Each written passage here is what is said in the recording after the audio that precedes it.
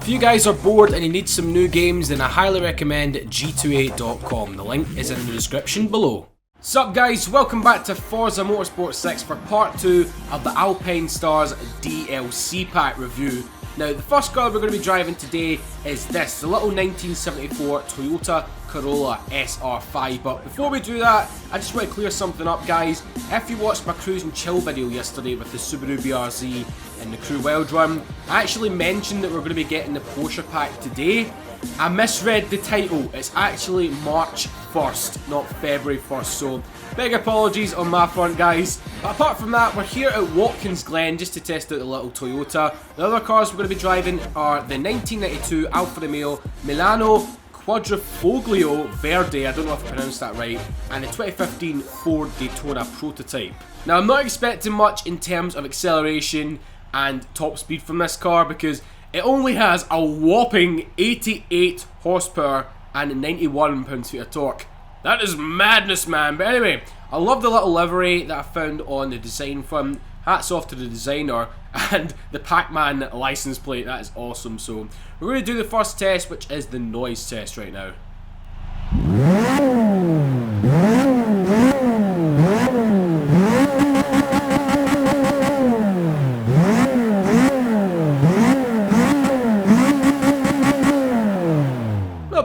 Not bad for a little car like this. So then let's get going around Watkins Glen. Now, I don't really know if this is the perfect track for this thing, considering there is quite a lot of straightaways, but there's a lot of like long right-handers and long left-handers in this one, so yeah, it's a really good track. I love it to bits, especially for testing out cars. Up the hill, we're kind of struggling, we're in 4th gear. It's de-accelerating. There's that wacky waveable, inflatable tube man. I don't know if I said that right. I can never get that name right. Hi, I'm Al Harrison of Wacky Waveable Inflatable Tube Man, or something like that. I've not watched Family Guy in years. That's the thing, Family Guy went downhill so fast. Love this corner. Really we do. Come on, little Toyota. I mean, I don't know what this thing would be like fully built, but with these reviews, these are the stock cars, guys, just to let you know. And as I presume you could tell. Okay. Keep her going. Keep her going. Oh my god. Now, one of my favourite corner of this track. This is fantastic. Just love it, man, especially in rear-wheel drive cars. You get the arse out so much. I think 10 years later we'll get to the end of this straight. Holy crap, man. I mean, it's the most underpowered car of the pack, as I said, with 88 horsepower. It's like a slug, man, but it's a fun slug. I don't know if that could ever be a thing, but it's pretty cool, it's pretty fun. Oh my god. Jesus Christ, that tyre burn there. First impressions, it's actually not that bad. It could use with a bit more power, probably get up to about 150 horsepower. Then it'll be like a little rocket. So we'll go into the interior. Ooh. This is the first time we've seen this. It's pretty nice actually. It stands out from like all the other classic cars we've been getting. Sadly, there's not any, well, now that I see it, there is wood in it. Because the sun, the shadows and everything were blocking it, so it does have a bit of wood in it. I mean, it's not bad, kind of like a different colour from the ones we had. So this car actually came out about 10 or 12 years before the Toyota AE86. So this is basically its father. It is a very cool little car, and it's basically spawned one of the best JDM icons of all time, that thing. We all know it by Initial D, we all know it by its drifting capabilities and just how cheap and fun it is. It's a great little car, the AE86, and this is basically how it started, if you know what I mean. This is cheap, fun little thrills, plus it's rear-wheel drive as well. Right, so we're going to head round the other way, guys. This lap is just going to be all about hooliganism, if we can maintain the drift. God, that was heavy clutch kick in there, man. God's sake. Come on, little Toyota, you're meant to be a driftmobile. Come on. Woo! Oh, change it down to second. Oh! There we go, hitting off the red limiter. Sorry about that, guys, if you're wearing headphones. Your ears might be bleeding. Oh, yes. Oh, yes. Oh, ho, ho, ho. Ah, we lost a lot of power on that one. It's a lot of fun just to chuck around, man. It's a lot of fun, especially if you do keep it in stock form. I mean, that's the thing that not a lot of people do these days, especially on YouTube. As soon as a new car pack comes out, they're like, drift build, drift build, drift build. Because that's why I've been trying to like fade away from that and do proper reviews on the stock cars, because it's so overdone, man. So overdone. I mean, if you want to do a drift build, if you want to do any sorts of build, at least drive the stock cars first to see how they handle, because if you go full on with a drift build, you won't know how it handles, like, originally. You guys are obviously entitled to your opinion, that's just mine, but yeah, I kind of wanted to break the mould this time around, because the amount of drift builds there has been on cars from this pack is mental. Going downhill this time. Nearly at 100, I think this is the fastest we've went in this thing through the whole video. Come on, reach 100, come on! Really? Really, we're not even going to reach 100? Holy mother goose, man. So my overall opinions about the little Toyota. Great little car just to chuck around and have fun with. If you are looking for something to go like low power racing, I probably recommend you putting it to about 150 horsepower. And yeah, you'll probably have quite a good racing gem. But for me, this thing, I don't really know. It's more of a drift car, if you know what I mean. You need more power into it to obviously get it a bit more sideways, but for this in stock form, just kick the clutch and the handbrake and you'll get it sideways. So we've jumped over to the Nürburgring GP circuit, guys, to test out the Alfa. I cannot pronounce this car's name seriously. It's the 1992 Alfa Romeo Milano Quadrifoglio Verde? Tell me in the comments section below, guys. If you guys are Italian, then please do let me know if I pronounced that right.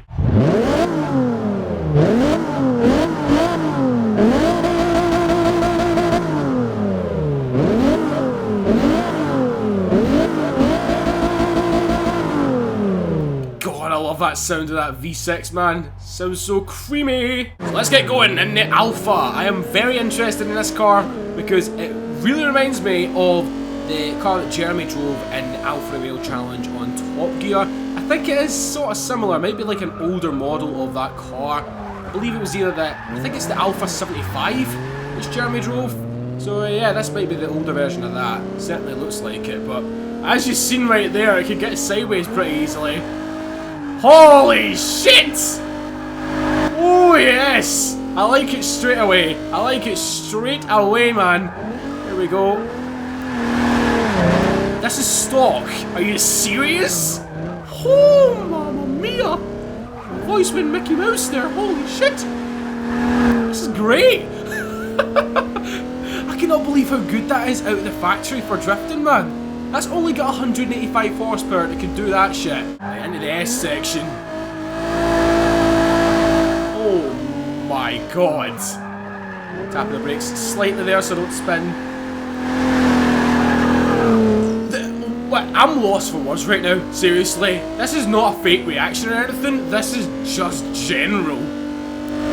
Oh my god, this is a hidden gem, right? This is a hidden gem of the pack. Come on, man, let's keep going. Just keep turning, keep turning, keep turning. Oh man. Okay, Frankie boy, stop putting around. Test how the car actually drives, please. That's what we all want to see, isn't it? So yeah, this thing, as I said, has 185 horsepower, 181 pounds-feet of torque, 0 to 60, 8 seconds flat, and a top speed of 134 miles an hour, so it's pretty quick. Oh, the brakes are nice. The brakes are dandy, man. The brakes are good, I like them. Coming up to the last corner before we go into the main straight. See if we can get up to that 134 mile an hour top speed. I went in there too fast. Hooniganism side is coming out again. Woo-hoo-hoo-hoo. We're up to 95 now. 100. That's faster than the Toyota could go, obviously. And we're going to need to brake. So 110. That was the maximum we got there. This is the great thing about this car. If you're going into a corner too fast, just kick the clutch and the handbrake and it will get you around there without spinning into a wall. So here's the interior, guys. Nice 90s Italian interior. I love these sorts of interiors, especially on like the Fiat 600. Now that is the Fiat 600, but there's like a Sporting Abarth Michael Schumacher edition. I know a lot of people hate on that car, but I do quite like it. It's a quite nice little car. I was considering back in the day when I was younger and I getting one for my little first car, if you know what I mean. But now I think we need a little bit more power than what that thing has. And considering the size of it, it wouldn't be that great in a crash. I want one. I want one in real life. This car is great. It's kind of like an underdog of the pack, I think. I mean, since it's an Alfa and that, we've had many Alfas come into the Forza series. I think people kind of gloss over them now, but this, do not gloss over this, guys. Go and check it out. It's a fantastic piece of machinery. Come on, Alpha. There we go. See what I mean? You need to turn the steering wheel basically all the way around to get it sideways. I mean, that feels as if you're putting more work into it, so I kind of like that. Because most of the cars in this game, and in real life generally, for example, the F-Type Jag with rear-wheel drive, that thing, it's just automatic oversteer. I mean, as soon as you put your foot down, it just turns into oversteer mode. This, you need to work for it, but it's so much more rewarding when you do. But I'm going to go out and say this right now. This is by far my brand new favourite Alfa Romeo in this game. I mean, the 8C's brilliant, the 4C's brilliant, but this thing, considering the fact that it is basically a 4-door saloon with a V6 engine and it can drift like a peach, it is phenomenal. I love it. Go and check it out, guys. But anyway, moving on to the last car of the pack, which is the 2015 Ford Daytona prototype. And here it is right now on Daytona. I had to do that. I really had to do that. I know it's a terrible joke, but I just had to. But yeah, anyway, I took all the stickers and everything off of it because a lot of people do keep the stickers on them, right? But this thing looks incredible without them. Kind of reminds me of like an Aston Martin Le Mans car, but it's a Ford. It looks flipping amazing, man. It looks very, very cool indeed. The back kind of reminds me of a Maserati MC12 for some reason. This thing has an EcoBoost engine with 600 horsepower and 540 pounds-feet of torque. Before we let that loose, let's do the noise test.